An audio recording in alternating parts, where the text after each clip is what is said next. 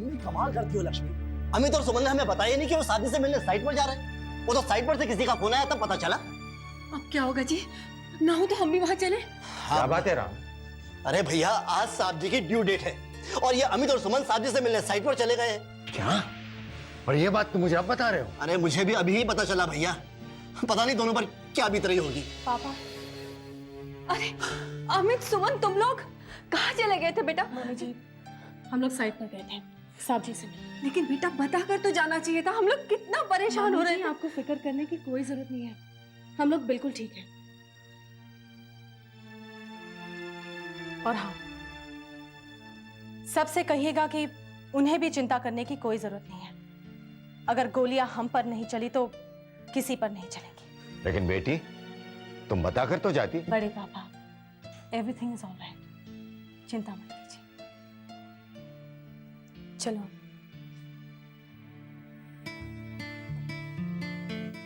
एक minute.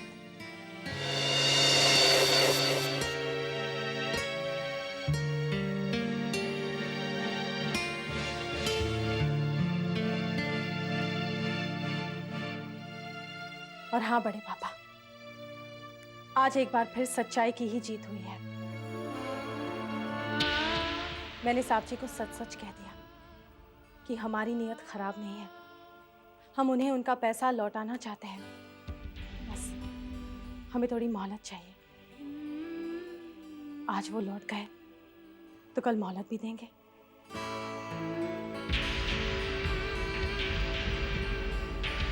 And I promise you one thing बड़े पापा, कम से कम मेरी वजह से तो कभी सुमानी खानदान की इज्जत पर आंच नहीं आएगी।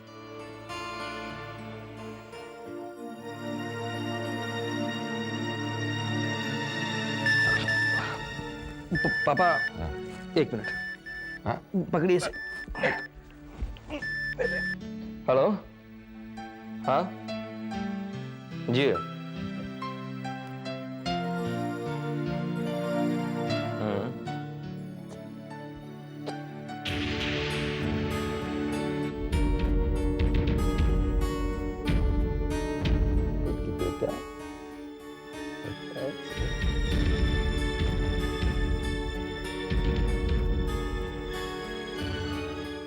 ये बच्चा इस घर में नहीं रहेगा।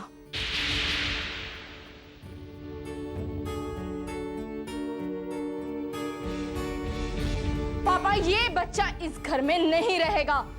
क्या? हाँ? बहुत खुश हो रहे हैं ना आप इस बच्चे को अपनी गोद में लेके? आप क्या पापा, घर के सारे लोग खुश हैं, किसी को कोई फर्क नहीं पड़ता, सब नॉर्मल हो चुके हैं। दीदी इस बात से खुश हो रही है क्योंकि वो साहब जी से निपट कर आई है, इस घर की इज्जत बचा कर आई है। अरे किस घर की इज्जत बचा कर आई हैं आप?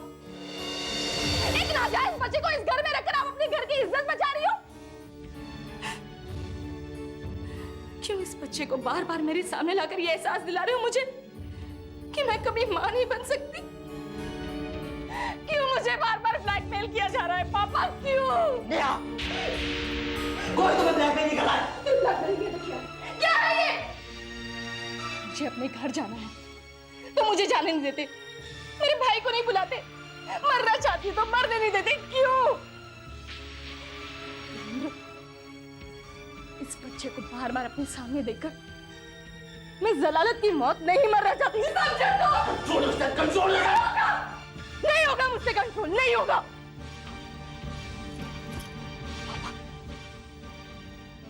आज आपको फैसला करना ही पड़ेगा, इस घर में ये नाजायज बच्चा रहेगा या फिर मैं।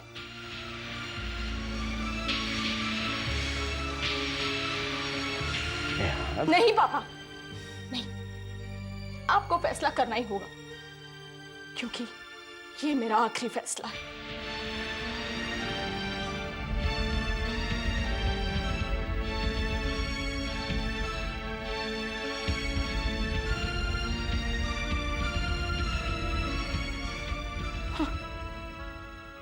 तो आप लोग फैसला नहीं ले पा रहे, ठीक है?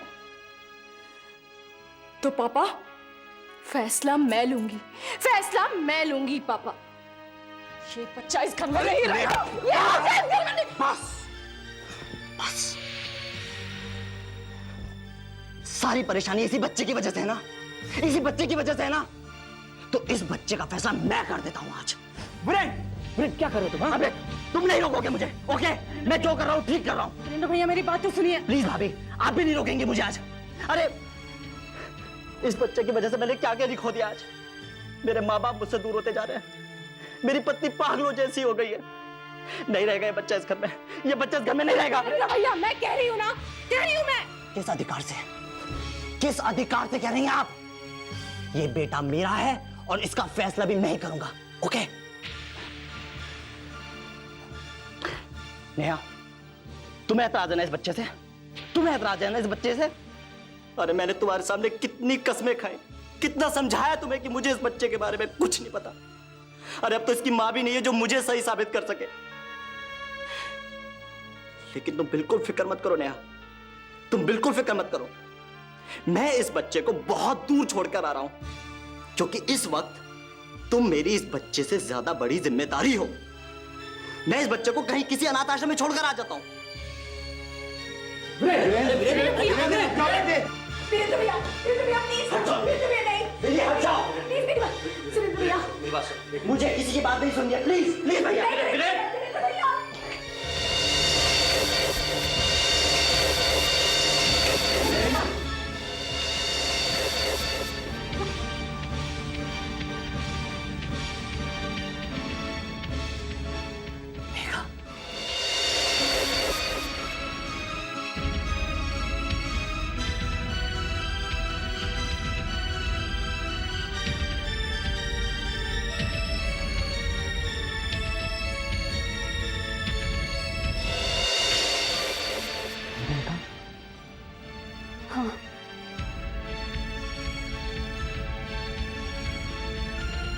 मैं वीरेंद्र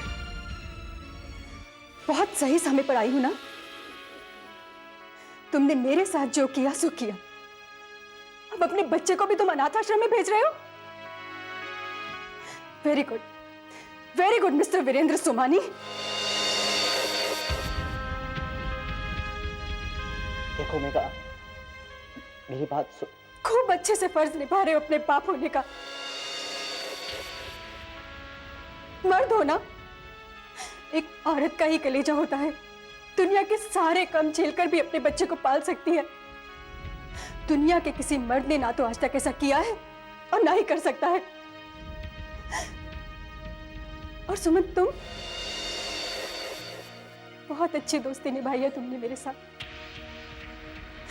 इसीलिए मेरी गोद से मेरे कलेजे के टुकड़े को छीन के ले गई थी तुम, ताकि तुम उसे अनाथ आश्रम में फेंक सको। मेघा मेरी बात तो सुनो। बस, जितना सुन लिया उसके आगे मुझे कुछ नहीं सुनना। वीरेंद्र इस बच्चे का नाजायज बाप है तो क्या, इस बच्चे की जायज मां भी जिंदा है, और मेरे होते हुए मेरा बच्चा अनाथ आश्रम में नहीं पलेगा। मेघा, मेघा,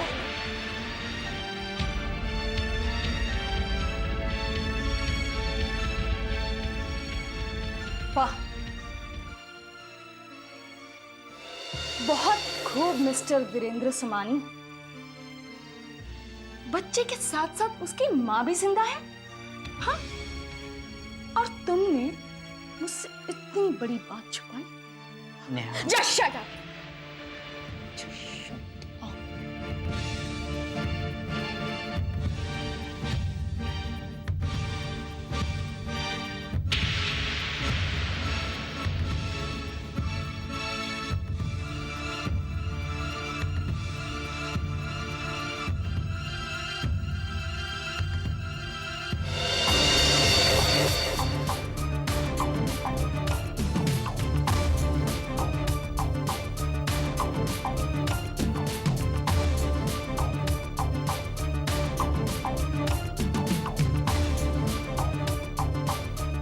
चाची जी, बड़ी अच्छी बहू है आपकी। मेघा जिंदा है, इतनी बड़ी बात सुमन ने हम सबसे छुपाई। Very bad. अब पता नहीं आगे आगे जाकर सुमन हमसे और कौन कौन सी खबरें छुपाएगी। अब इसका अंदाजा तो हम सबको अभी से लगाना पड़ेगा। हाँ, वैसे चाची जी, आप वीरेन को इस घर से निकालने की बात कर रही थी ना? अब तो ये डिसाइड करना पड़ेगा कि कौन इस घर से जाएगा। वैसे तो आप सभी लोग तो समझ ही गए होंगे ना अब कि इस घर में कौन सही है और कौन गलत।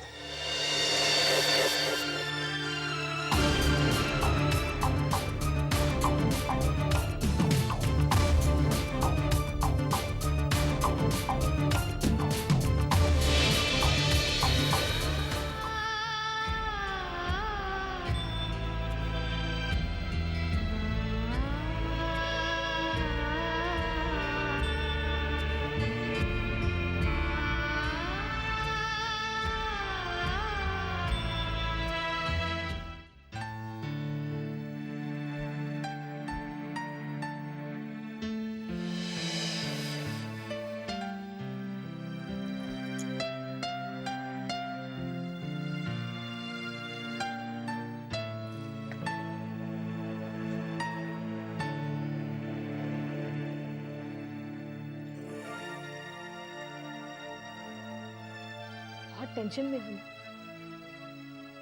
समझ सकती हूँ, मगर ये सुमन इतनी चालाक निकलेगी मैंने तो सपने में भी नहीं सोचा था। इतनी बड़ी बात हम सबसे छुपाई। नेहा, जो कुछ भी हुआ बहुत बुरा हुआ, मगर देखो नेहा, तुम्हें बहुत सोच समझकर अपने कदम उठाने, क्योंकि इस घर में तो सभी हमारे खिलाफ हैं। अगर अब तुम कमजोर पड़ गई ना, तो तुम वीरेन की दूसरी बीवी बन के ही रह जाओगी। भाभी, जो भी कह रही हूं उसे समझ लो और अपना मन पक्का बना लो, तभी तुम इन लोगों से निपट सकती हो नेहा। पर मैं क्या करूं? मुझे तो कुछ समझ में नहीं आ रहा है। तुम कुछ मत करो, बस मेरा साथ दो। एक वादा करती हूं नेहा, जब तक मैं हूं ना इस घर में, हमेशा तुम्हारा साथ दूंगी। वो मेघा और उसका बच्चा बड़ा पैर पटक के गए थे ना इस घर से, देखती हूं वापस लौट के कैसे आते हैं। मैंने कहा ना मैं तुम्हारे साथ हूं। मैंने भी अगर उन दोनों का एक एक सहारा ना तोड़ा ना, तो मेरा नाम भी प्रांजल नहीं। You don't worry.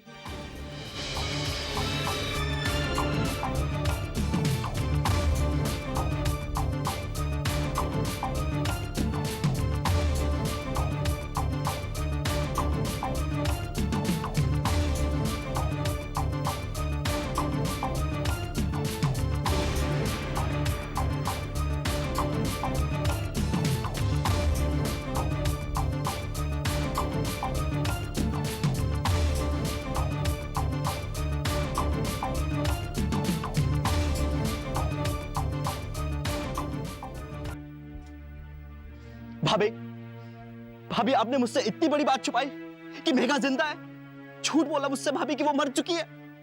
क्यों किया भाभी, आपने ऐसा क्यों किया? वीरेंद्र भैया, मेरी बात सुनो। इतना बड़ा धोखा भाभी, इतना बड़ा धोखा। मैं आप पर कितना भरोसा करता था भाभी, और आपने मेरे साथ ऐसा रिश्ता निभाया। हाँ वीरेंद्र भैया, हाँ, क्योंकि तुम्हारे साथ साथ मुझे मेघा से भी अपनी दोस्ती का रिश्ता निभाना था। जानते हैं किस शर्त पर मेघा ने मुझे बंटी सौंपा था? उसकी यही शर्त थी कि मैं तुम्हें ये बात कभी नहीं बताऊं कि वो जिंदा है, क्योंकि वो तुम्हारे और नेहा की जिंदगी में कभी तूफान नहीं लाना चाहती थी। लेकिन भाभी, मेरी जिंदगी में तो तूफान आ ही गया ना। अब मैं क्या करूं? सिर्फ एक मेहरबानी कर दीजिए मुझ पर। मुझे सिर्फ एक बार मेघा से मिलवा दीजिए, प्लीज भाभी, प्लीज। नहीं वीरेंद्र भैया, that's not possible। क्यों पॉसिबल नहीं है भाभी? इतना सब कुछ हो जाने के बाद भी आपको लगता है कि मेघा से मिलना जरूरी नहीं है? जरूरी है वीरेंद्र भैया, मेरा मिलना जरूरी है। हाँ वीरेंद्र भैया, मुझे मेघा से एक बार मिलना ही पड़ेगा, उसे समझाने के लिए। लेकिन भाभी आप क्यों नहीं समझती है बात? वीरेंद्र भैया आप प्लीज जिद मत कीजिए। नहीं भाभी,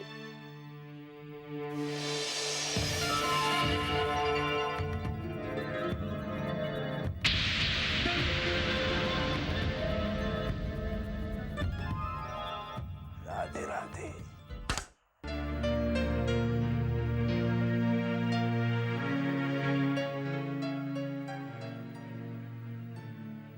हिम्मत से काम लो राधिका, तुम ही टूट जाओगी तो कैसे चलेगा?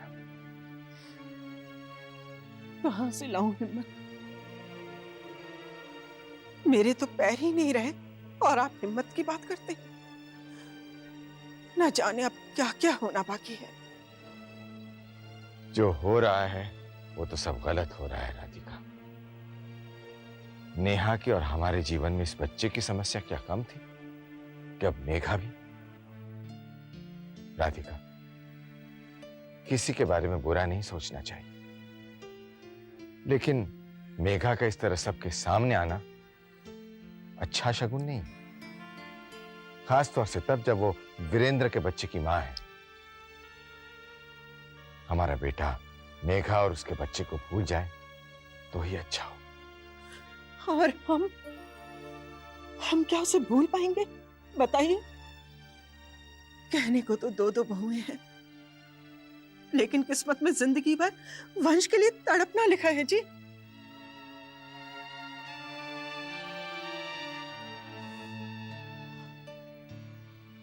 एक बात कहूं राधिका, जब भी मैं बंटी को देखता था मुझे एक अपनापन सा महसूस होता था। जो चला गया जी, उसके बारे में सोचने से क्या फायदा? कड़वा सच तो ये है कि हम दादा दादी नहीं बन पाएंगे। ऐसा क्यों कहती हो राधिका? अगर बड़प्पन से हम लोग काम लें तो सारे छोटे हमारे ही हैं ना। राहुल का बेटा बॉबी हमारा अपना है ना। अपना है नहीं, अपना था। आपने सुषमा के तेवर नहीं देखे? और राहुल, उसने तो कभी भी अपनों जैसा व्यवहार ही नहीं किया हमसे जी। ये भी हो सकता है कि ये कभी अपने बच्चे को लेकर ये घर छोड़कर चले जाएं। और वैसे भी अपने तो अपने होते हैं और पराए तो पराए। अब वो जमाने गए जी जब एक ही छत के नीचे सारे लोग रहकर एक दूसरे को अपना समझते थे। हाँ।